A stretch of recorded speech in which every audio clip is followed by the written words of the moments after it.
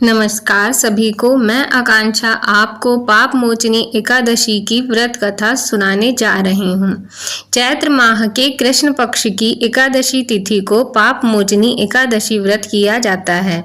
इस बार यह व्रत 5 अप्रैल को है। इस तिथि पर जगत के पालनहार विष्णु के संग धन की देवी माँ लक्ष्मी की पूजा अर्चना करने का विधान है। साथ ही जीवन में सुख शांति के लिए भी इस व्रत को किया जाता है। मान्यता है कि साधक को पाप मोचनी एकादशी व्रत का पूर्ण फल कथा का पाठ करने या सुनने से ही प्राप्त होता है। इसलिए इस दिन पूजा के दौरान पाप मोचनी एकादशी व्रत कथा का पाठ अवश्य करना चाहिए या सुनना चाहिए। पौराणिक कथा के अनुसार एक बार राजा मांधाता ने लोमेश ऋषि से एक प्रश्न किया कि गलती से किए हुए पापों से मुक्ति कैसे प्राप्त की जा सकती है। तो ऐसे में लोमेश ऋषि ने पाप मोचनी एकादशी व्रत के बारे में बताया। कथा के अनुसार एक बार च्यवन ऋषि के पुत्र मेधावी वन में तपस्या कर रहे थे। तभी वहां से एक अप्सरा जा रही थी जिसका नाम मंजू घोषा था। उसकी नज़र मेधावी पर पड़ी और वह उसे देखकर मोहित हो गई। इसके पश्चात मंजू घोषा ने मेधावी को अपनी तरफ आकर्षित करने के लिए कई प्रयास किए। इस कार्य की मदद के लिए कामदेव भी सामने आ गए। तब मेधावी भी मंजू घोषा की तरफ आकर्षित हो गए।